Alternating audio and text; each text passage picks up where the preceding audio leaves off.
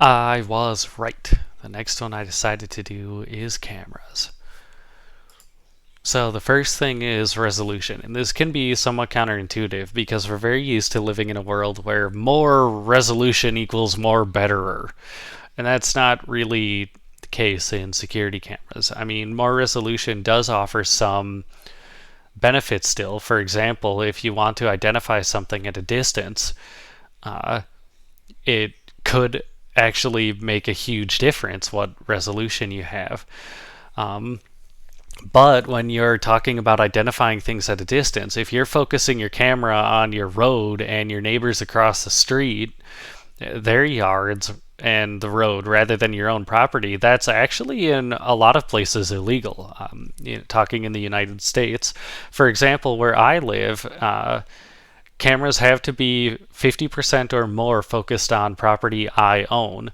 Otherwise, I'm required to notify people that they're being recorded. And there isn't necessarily a great way to do that in a residential neighborhood. So it's functionally disallowed. Unless I guess I could put up a big sign, but then there might be ordinances against that, right? Anyway, the idea being that if you're going to get a super high resolution camera and then focus it on stuff at a distance, is that actually going to meet local regulations, or are you violating the law? So that's one way in which you can get into trouble with security systems, and I'll talk about another one later in this video. On top of that, having the more resolution, given that you're likely to be distance limited, may literally just not be useful. It could add absolutely nothing. For example, if you're trying to get an ID on a person, they still pretty much have to just look at the camera, no matter what the resolution is. And it increases your storage space along with impacting potentially other features. So, for example, it's gotten a little bit better recently, but for example, you needed just a larger camera sensor to handle 4K video, or I think 4K or 8 megapixel, I think is a megapixel rating that I saw for 4K. Don't quote me on that. But to handle that, to actually get that solid, good 4K signal, now you could be hurting other things. Like with such a large sensor, it's a lot harder to do night vision in a like decent way, in an inexpensive way, because you have this huge sensor that's going to be capturing a ton of ambient light, which is going to make the low light part of night vision a lot more difficult for the camera to process. And it's gotten some better because, well, software's gotten better at it, honestly. But that's still something to keep in mind. So if it's not going to help you, it's kind of pointless. Frame rates. This basically is just about capturing clear enough motion, right? Like if a car screams through your security feed at 200 miles an hour, there's probably not a whole lot you can do about it in terms of frame rate.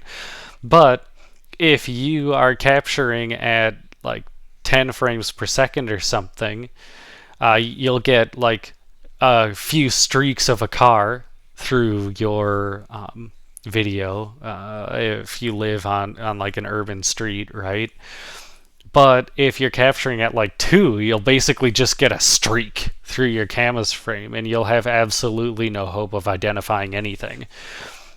And the same goes for people. If you want to have any chance of identifying a person, not only do they have to look at the camera, but they would also have to hold still for a second if you're capturing at 1 frame per second, whereas if you're moving at 30,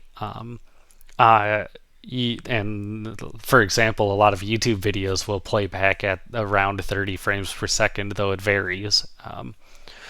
But that is enough to identify somebody, even if they're in motion, as long as they look at you. But higher frame rates can also increase the amount of storage you need, just because you're still storing literally more data, just like you are with a higher resolution.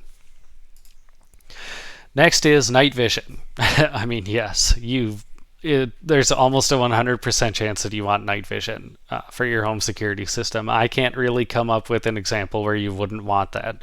Even if you have like motion lights and everything on the outside of your house, it still is good to have night vision, in my opinion. The distance for these can vary, right? A lot of marketing for cameras will say these are, or identify people at X distance. Well, that distance has potentially nothing, to do with the night vision distance.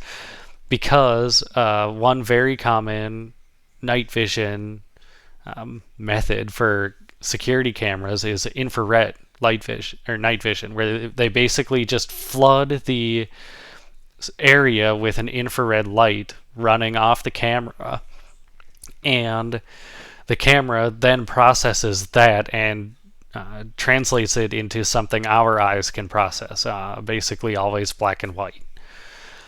So that gives you a fairly limited range because you can only see what the infrared light touches. Then another thing is low light processing, just basically pure low light processing.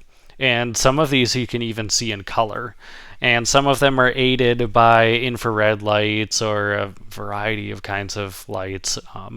But I'm not going to dive super deep into that because A, I'm not an expert, and B, you probably don't care. So there are ways that you basically just take a normal feed of things being super dark, and you can use software to kind of get an idea for what the colors are, what you should be seeing.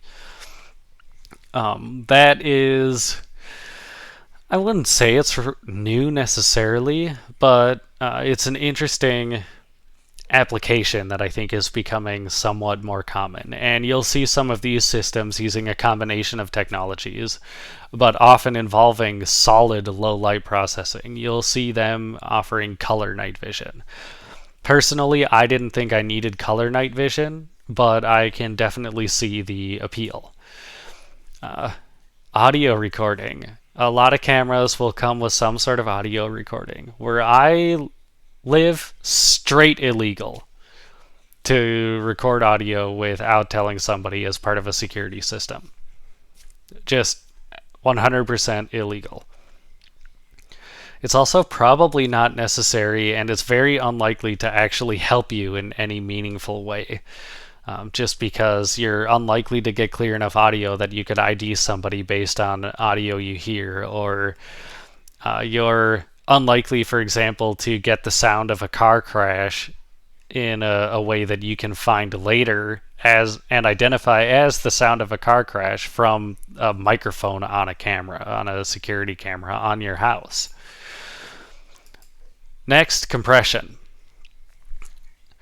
Cameras have to have some sort of onboard compression. Otherwise, even if you can technically transmit that amount of data, which I don't think a normal person could through normal network cabling, you're not going to be able to process and store it. You just won't. There's too much data going on. Way too much data. It's just not mathematically possible. So you have to have onboard compression. There's tons and tons of kinds of compression.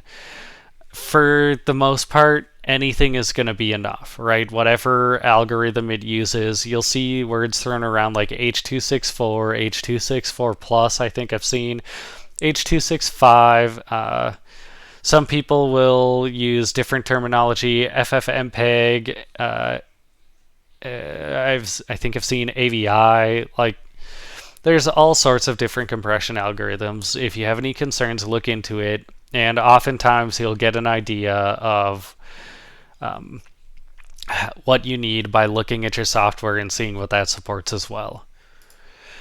So it's not on a slide, but the last thing I want to mention, because I didn't put it here, it's really more of a problem for wiring, which I'll get to in an upcoming video.